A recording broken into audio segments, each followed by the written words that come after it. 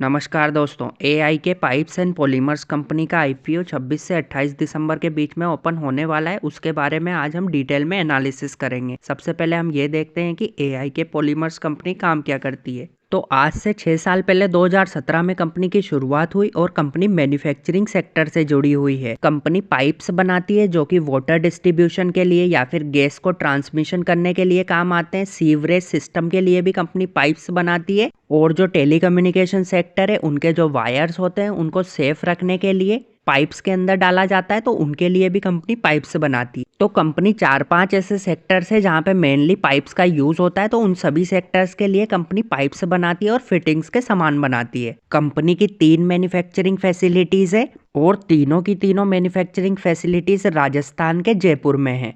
Company Rajasthan government की registered supplier है। उनके सीवरेज सिस्टम या वाटर डिस्ट्रीब्यूशन में जो भी पाइप से यूज में आते हैं वो गवर्नमेंट को यही कंपनी सप्लाई करती है। अब अगर कंपनी के फाइनेंशियल्स की बात करें तो कंपनी के एसेट्स 7 करोड़ 40 लाख रुपए से बढ़ के 16 करोड़ 38 लाख रुपए पे आ गए हैं। शानदार हमें ग्रोथ देखने को मिली है इस टाइम पीरियड के बीच में। अब अगर कंपनी की सेल्स की बात करें तो फाइनेंशियल ईयर 2021 में कंपनी की सेल 10 करोड़ 20 लाख रुपए थी, जो कि नेक्स्ट ईयर बढ़ के 20 करोड़ 90 लाख पे आ गई। तो कंपनी की सेल 100% से भी ज्यादा रेट से ग्रो हो रही थी। फिर उसके नेक्स्ट ईयर कंपनी की सेल 30 करोड़ रुपीस की रही, जो कि उसके लास्ट ईयर की ग्रोथ रेट की 50% ही थी। और अगर करंट फाइनेंशियल ईयर की बात करें तो करंट फाइनेंशियल ईयर में कंपनी ने काफी अच्छी सेल करी है। 3 महीने के अंदर ही कंपनी ने 14 करोड़ की सेल कर चुकी है कंपनी। अब अगर कंपनी के नेट प्रॉफिट की बात करें तो कंपनी का नेट प्रॉफिट फाइनेंशियल ईयर 2021 में 27 लाख रुपए था, जो उसके अगले साल बढ़ के 88 लाख रुपए पे आ गया। फिर उसके नेक्स्ट ईयर कंपनी का नेट प्रॉफिट 1 करोड़ 87 लाख रुपए से भी ज्यादा करा। काफी हमें अच्छी ग्रोथ देखने को मिली है कंपनी के नेट प्रॉफिट में। लगातार ईयर बाय ईयर कंपनी का नेट प्रॉफिट बढ़ता ही जा रहा है। और अगर करंट फाइनेंशियल ईयर के भी 3 महीने की बात करें तो कंपनी ने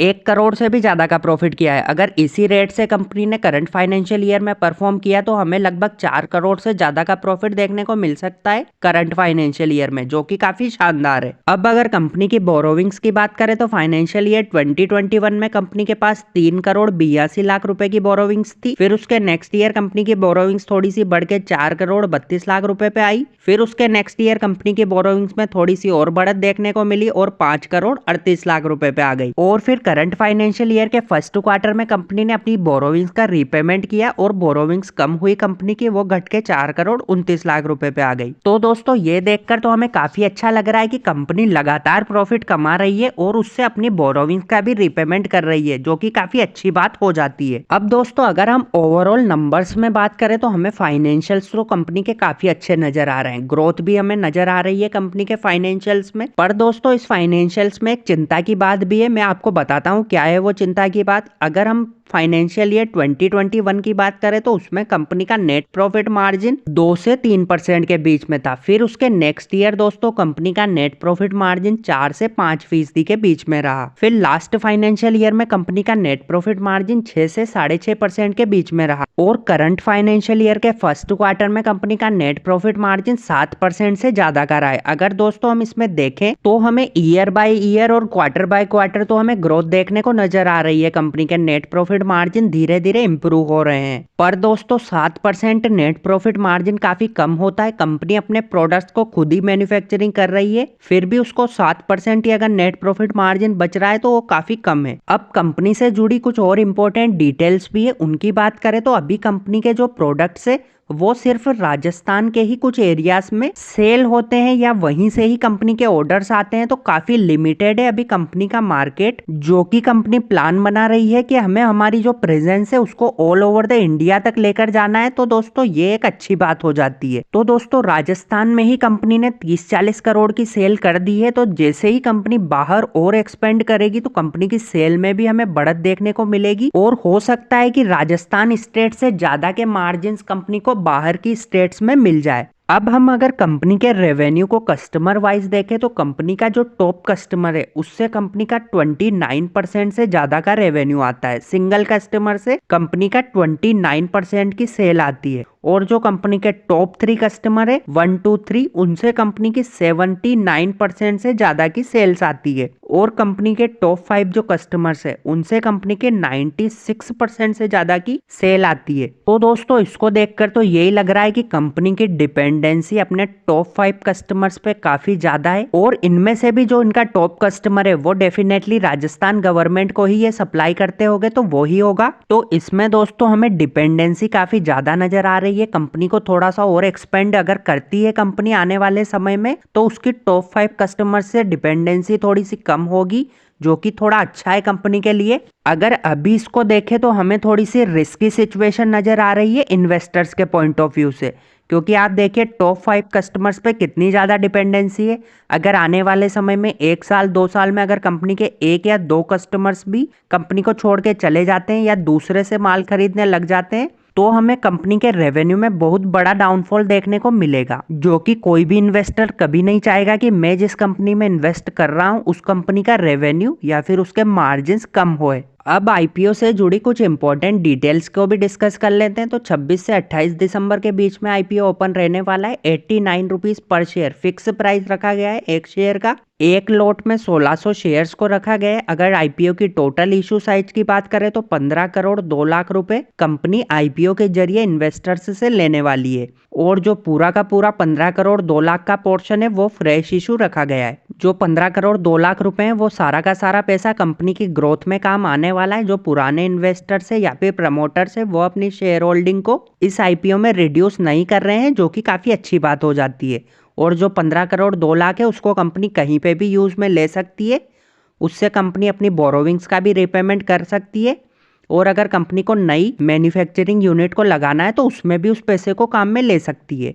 आगे हम डिस्कस करेंगे कहाँ पे कंपनी उस पैसे को यूज में लेने वाली है। अब अगर आईपीओ को कैटेगरी वाइज देखें तो 50% पोर्शन रिटेल इन्वेस्टर्स के लिए रिजर्व रखा गया है। अगर आपको इस आईपीओ में अप्लाई करना है तो आपको मिनिमम 1 लॉट को अप्लाई करना पड़ेगा और उसमें 1600 शेयर्स आ जाते हैं और उसका अमाउंट 1,42,400 रुपए निकल के आता है। आप मैक्सिमम 1 लॉट को ही अप्लाई कर सकते हैं रिटेल कैटेगरी में। अब कंपनी के जो प्रमोटर्स हैं उनकी शेयर होल्डिंग की बात करें तो अभी 100% शेयर होल्डिंग कंपनी के प्रमोटर्स के पास है, जो कि इस आईपीओ के बाद घट के 73% पे आ जाएगी। 51% से ज्यादा होती है तो अच्छी मानी जाती है, तो ये 73% है तो ऐसी कोई दिक्कत वाली बात नहीं नजर आ रही है। अब अगर कंपनी से जुड़े कुछ इंपॉर्टेंट रेशियोज की बात करें तो कंपनी 21 के पीई मल्टीपल पे अपने आईपीओ को लेकर आ रही है, जो कि काफी ज्यादा नजर आ रहा है। छोटी कंपनी है तो 10-12 के पीई मल्टीपल पे होती तो अच्छा होती। अभी हम सेक्टर का पीई भी देखेंगे कि सेक्टर का पीई क्या चल रहा है। रिटर्न ऑन इक्विटी की बात करें तो कंपनी का रिटर्न ऑन इक्विटी काफी अच्छा है।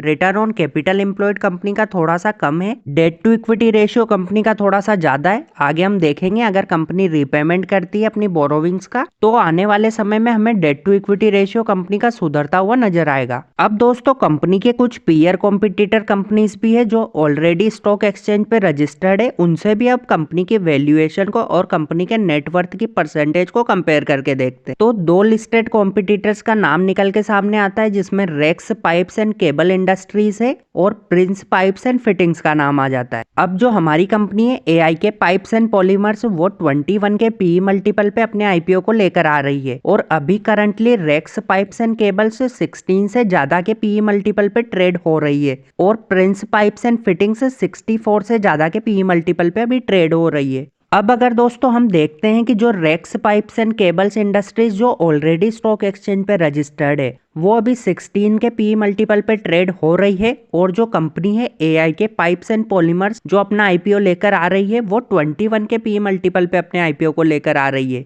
तो थोड़ी सी वैल्यूएशन इसके कंपैरिजन में ज्यादा नजर आ रही है। पर अगर हम प्रिंस पाइप्स एंड फिटिंग्स की बात करें तो उससे कंपनी की वैल्यूएशन कम नजर आ रही है। पर प्रिंस पाइप्स एंड फिटिंग्स एक ब्रांड है, उसका काफी नाम है दोस्तों मार्केट में। अब अगर रिटर्न ऑन नेटवर्थ के परसेंटेज की बात करें तो एआईके पाइप्स एंड पॉलीमर्स का का रिटर्न ऑन नेटवर्थ का परसेंटेज 15.39% निकल के आता है और रेक्स पाइप्स एंड केबल इंडस्ट्रीज का 15.75% निकल के आता है और प्रिंस पाइप्स एंड फिटिंग्स का 8.86% निकल के आता है। तो दोस्तों इसमें तो ज्यादा हमें डिफरेंस नजर नहीं आ रहा है, फिर भी रेक्स पाइप्स एंड केबल्स थोड़ी सी रिटर्न ऑन नेटवर्थ में बेटर है। अब अगर ओवरऑल वैल्यूएशन की बात करें दोस्तों, तो थोड़ी सी वैल्यूएशन तो हमें ज्यादा नजर आ रही है एआई के पाइप्स एंड पॉलीमर्स की। थोड़ी सी सस्ती वैल्यूएशन पे कंपनी अपने आईपीओ को लेकर आ सकती थी। अब बात करें कि कंपनी जो आईपीओ के जरिए पैसा लेने वाली है इन्वेस्टर्स से, उसको कहाँ पे यूज़ करेगी। तो दोस्तों कंपनी की कुछ वर्किंग कैपिटल की रिक्वायरमेंट्स होती है, तो उसमें कंपनी उस पैसे को यूज में लेने वाली है। और अभी कंपनी कुछ नई मैन्युफैक्चरिंग फैसिलिटी को बना रही है, तो उसमें भी उस पैसे का यूज करने वाली है। अब अगर ओवरऑल कंपनी के ऑब्जेक्टिव की बात करें तो अच्छा ही नजर आ रहा है। कंपनी अपनी वर्किंग कैपिटल की रिक्वायरमेंट को उस पैसे से पूरा करेगी, तो इसका मतलब है कि कंपनी को अब नए लोन्स नहीं लेने पड़ेंगे। उससे कंपनी पे अननेसेसरी जो बर्डन पड़ता है इंटरेस्ट का, वो भी नहीं पड़ेगा। और नई मैन्युफैक्चरिंग फैसिलिटी बनाने में उस पैसे का यूज में लेने वाली है, जो कि काफी अच्छी बात हो जाती है। जैसे ही वो बन के कंप्लीट हो जाएगी, वर्किंग कंडीशन में आ जाएगी, तो उससे कंपनी की सेल्स भी इंक्रीज हो जाएगी और साथ में कंपनी को इकोनॉमीज ऑफ स्केल का भी बेनिफिट मिलेगा। तो उससे भी कंपनी की कॉस्ट कम करने में कंपनी को मदद मिलेगी। उम्मीद करता हूँ कि वीडियो पसंद आई होगी और वीडियो को लाइक और दोस्तों के साथ शेयर करना ना भूलें। और चैनल पर नए हैं तो प्लीज़ चैनल को भी सब्सक्राइब कर दीजिएगा और मुझे कमेंट करके ज़रूर बताइएगा कि क्या आप इस आईपीओ में अप्लाई कर रहे हैं या फिर नहीं कर रहे हैं।